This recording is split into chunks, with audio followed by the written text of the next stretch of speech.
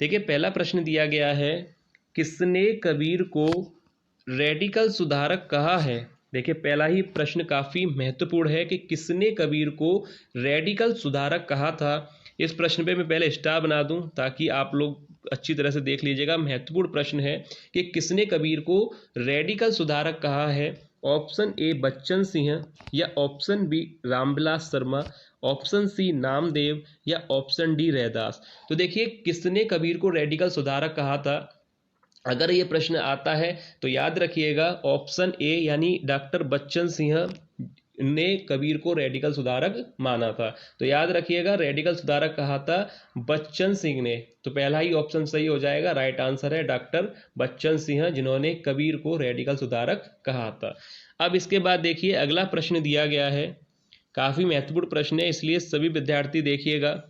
अब देखिए प्रश्न है सेकंड, आचार्य शुक्ल ने निर्गुण मार्ग का निर्दिष्ट प्रवर्तक किससे माना है। आचार्य शुक्ल ने निर्गुण मार्ग का निर्दिष्ट प्रवर्तक किसे माना है। ऑप्शंस देखिए, कबीरदास को, सूरदास को, रामानंद को, या तुलसीदास को। तो देखिए आचार्य शुक्ल ने निर्गुण मार्ग का निर्दिष्ट प्रवर्तक किसे माना है। अगर ये प्रश्न आता है तो याद रखिएगा ऑप्शन ए राइट हो जाएगा, कबीरदास। कबीरदास इस प्रश्न का राइट आंसर है कि आचार्य शुक्ल ने निर्गुण मार्ग का निर्दिष्ट प्रवर्तक जो है कबीरदास को माना था, यानी ऑप्शन ए इस प्रश्न का राइट आंसर होगा। अब इसके बाद अगला प्रश्न देखते हैं। देखिए अगला प्रश्न दिया गया है, महावाणी निम्न में से किसकी रचना है। महावाणी निम्न में से किसकी रचना है। ऑप्शन दिए गए हैं कबीरदास, सूरदास, ऑप्शन सी हरि व्यास देव, या ऑप्शन डी तुलसीदास। तो देखिए महावाणी निम्न में से किसकी रचना है, चार ऑप्शन है, राइट आंसर हो जाएगा ऑप्शन सी यानी हरि व्यास देव ने महावाणी की जो है रचना की थी। याद रखिएगा ऑप्शन सी इस प्रश्न का राइट आंसर होगा। अब देखिए इसके बाद अगला प्रश्न दिया गया है। देखिए अगला प्रश्न दिया गया है, मधुमालती के नायक का नाम है। मधुमालती के नायक का नाम है। Option A Manohar, option B Madhav, या ऑप्शन सी रत्नसेन, या ऑप्शन डी ऋतुपूर्ण। तो देखिए मधुमालती के नायक का नाम है, याद रखिएगा ऑप्शन ए सही हो जाएगा, मनोहर। अब देखिए इसके बाद अगला प्रश्न देखते हैं। देखिए काफ़ी महत्वपूर्ण प्रश्न लिए गए हैं इसलिए आप लोग वीडियो जरूर देखिए और एंड तक देखिएगा, किसी भी प्रश्न को स्किप मत कीजिएगा। देखिए प्रश्न दिया गया है, कौन सी रचना शेरशाह सूरी के समय रची गई थी। कौन सी रचना है जो शेरशाह सूरी के समय रची गई थी। ऑप्शन ए चंद्रायन, मृगावती, पद्मावत, या मधुमालती। तो देखिए कौन सी रचना है जो शेरशाह सूरी के शासनकाल के दौरान रची गई थी, यानी ऑप्शन सी पद्मावत, जो कि मलिक मोहम्मद जायसी की रचना है। याद रखिएगा मलिक मोहम्मद जायसी जो इसके रचनाकार हैं पद्मावत के।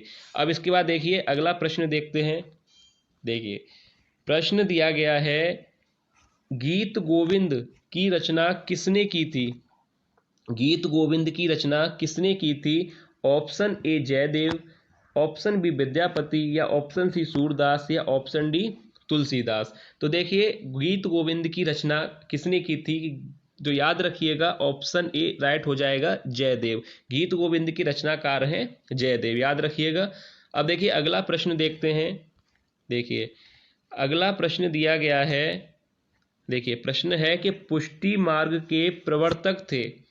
देखिए कितना अच्छा प्रश्न है। पुष्टि मार्ग के प्रवर्तक थे ऑप्शन ए हरिदास, या option B Ballabh, option C Nimbark, या ऑप्शन डी विष्णु स्वामी। पुष्टि मार्ग के प्रवर्तक कौन थे, अगर ये प्रश्न आता है तो याद रखिएगा पुष्टि मार्ग के जो प्रवर्तक थे बल्लभाचार्य, यानी ऑप्शन बी सही हो जाएगा, बल्लभ। यानी बल्लभ लिखा है, बल्लभाचार्य एक ही बात है। तो याद रखिए पुष्टि मार्ग के प्रवर्तक थे, यहाँ पर हो जाएगा option B right answer, Vallabhacharya यानी बल्लभ। अब देखिए इसके बाद अगला प्रश्न दिया गया है। देखिए अगला प्रश्न है, कहरनामा के रचनाकार हैं। कहरनामा के रचनाकार हैं option A Jayasi, option B Qutban, option C Manjhan, या ऑप्शन डी कोई नहीं। तो देखिए कहरनामा के रचनाकार कौन है, जायसी हैं, कुतुबन है, मंझन है, या यानी ऑप्शन कोई सही नहीं है। तो देखिए कहरनामा के जो रचनाकार है वो मैं बता दूं आपको, ऑप्शन ए राइट हो जाएगा, यानी मलिक मोहम्मद जायसी। कहरनामा के रचनाकार हैं मलिक मोहम्मद जायसी, यानी पहला ही ऑप्शन जो है राइट हो जाएगा। अब इसके बाद देखिए अगला प्रश्न देखते हैं। देखिए अगला प्रश्न दिया गया है, भक्तमाल के रचनाकार हैं, भक्तमाल के रचनाकार हैं option A Kumbhan Das, option B Nabha Das, option C Narayan Das या ऑप्शन डी कृष्णदास। तो देखिए भक्तमाल के रचनाकार कौन है, भक्तमाल के रचनाकार कौन है, कुंभन दास, नाभा दास, नारायण दास या कृष्णदास। तो भक्तमाल के रचनाकार हैं ऑप्शन बी राइट हो जाएगा, नाभा दास। याद रखिएगा भक्तमाल के रचनाकार हैं नाभा दास, यानी ऑप्शन बी इस प्रश्न का राइट आंसर होगा। अब देखिए इसके बाद अगला प्रश्न देखते हैं। देखिए प्रश्न दिया गया है कि वैराग्य संदीपनी किस कवि की रचना है। देखिए इस पे पहले तो मैं स्टार बना दूं एग्जाम के लिए, काफ़ी अच्छा प्रश्न है, आ सकता है। प्रश्न है कि वैराग्य संदीपनी किस कवि की रचना है, यानी तुलसीदास की है, कबीरदास की है, वियोगी हरि या रैदास। तो वैराग्य संदीपनी किस कवि की रचना है, अगर ये प्रश्न आपसे एग्जाम में पूछा जाए, सरल प्रश्न है, याद रखिएगा ऑप्शन ए यानी गोस्वामी तुलसीदास इस प्रश्न का राइट आंसर है, यानी तुलसीदास की रचना है वैराग्य संदीपनी। याद रखिएगा, अच्छा प्रश्न है, एग्जाम में आपसे पूछा जा सकता है। अब देखिए इसके बाद अगला प्रश्न देखते हैं। देखिए अगला प्रश्न दिया गया है, अगला प्रश्न है समाधि जोग ग्रंथ किस कवि की रचना है। समाधि जोग ग्रंथ किस कवि की रचना है, रैदास, हरिदास निरंजनी, मल्लुकदास या दादू दयाल।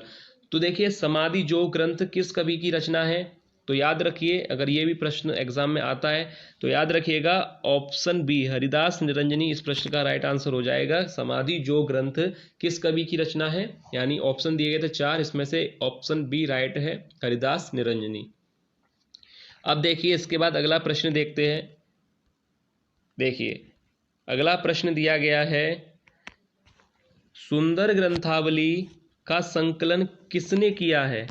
देखिए प्रश्न कितने महत्वपूर्ण प्रश्न लिए गए हैं। पहले मैं आपको बता दूं कि वीडियो में अभी काफ़ी कम मात्रा में आपको हिंदी के प्रश्न कराए जा रहे हैं, पर जितने भी प्रश्न आपको कराए जा रहे हैं ये मान के चलिए काफ़ी ज़्यादा महत्वपूर्ण है। तो आप लोग अभी प्रश्नों की संख्या पर मत जाइएगा कि अभी काफ़ी प्रश्न कराए जा रहे हैं, हमें भी पता है अभी प्रश्नों की संख्या कम है, पर आने वाले समय में प्रश्न आप लोगों को काफ़ी प्रश्न कराए जाएंगे जो कि बहुत ही महत्वपूर्ण प्रश्न होंगे। तो आप लोगों को जो प्रश्न कराए जा रहे हैं ये काफ़ी महत्वपूर्ण है, यानी काफ़ी चुनकर इन प्रश्नों को लिया जाता है जो कि एग्जाम के लिए काफ़ी महत्वपूर्ण है। तो इसलिए आप लोग वीडियो को जरूर देखा कीजिए, एंड तक देखा कीजिए, हर प्रश्न को आप लोग देखा कीजिए, क्योंकि हर एक प्रश्न इस तरह के एग्जाम में सही होना आप लोग भी जानते हैं कितना महत्वपूर्ण होता है। कंपटीशन काफ़ी हाई है इस तरह के एग्जाम में, आप लोगों को पता है, इसलिए बहुत ही चुनिंदा प्रश्न जो है महत्वपूर्ण प्रश्न है वो कराए जाते हैं आप लोगों को। इसलिए मैं हर विद्यार्थी से कहता हूं कि आप लोग वीडियो को एंड तक देखा कीजिए, हर प्रश्न को देखा कीजिए।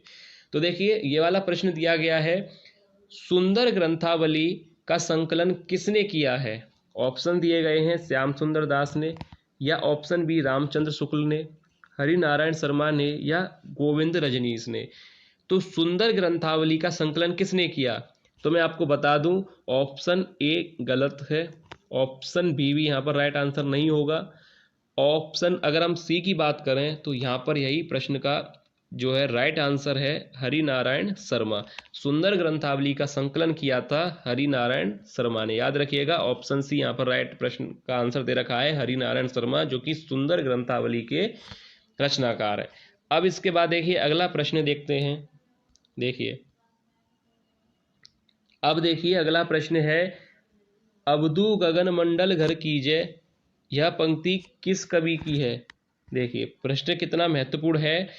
पंक्ति दी गई है कि अवधू गगन मंडल घर कीजय, यह पंक्ति किस कवि की है। ऑप्शन ए गुरु नानक की, यानी गोरखनाथ, कबीरदास या रैदास। यानी ये जो पंक्ति के रचनाकार अवधू गगन मंडल घर कीजय, तो याद रखिएगा इस पंक्ति के जो रचनाकार हैं मैं आपको बता दूं ऑप्शन सी कबीरदास, यानी इस पंक्ति के जो रचनाकार हैं वह हैं कबीरदास। याद रखिएगा, अच्छा प्रश्न है, कबीरदास जो है रचनाकार हैं।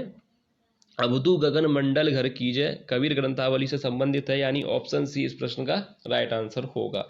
अब इसके बाद देखिए अगला प्रश्न देखते हैं। देखिए अगला प्रश्न दिया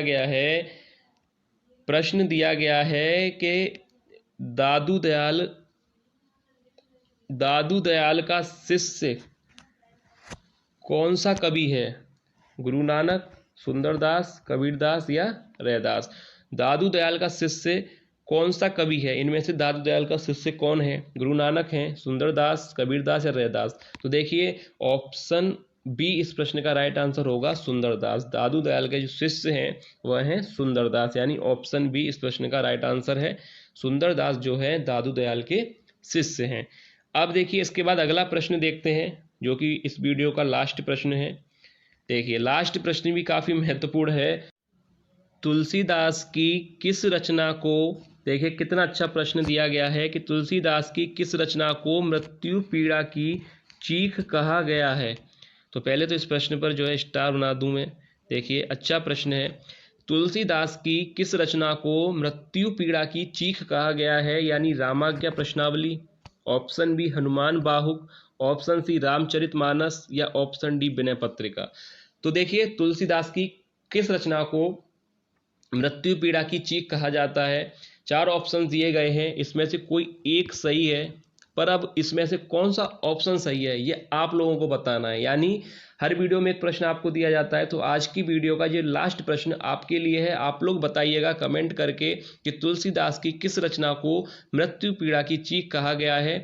रामाज्ञा प्रश्नावली को, हनुमान बाहुक को, रामचरितमानस को या विनय पत्रिका को। तो ये जो प्रश्न है लास्ट वाला ये आप लोगों के लिए, आप लोग कमेंट करके बताइएगा कि इस प्रश्न का राइट आंसर क्या होगा।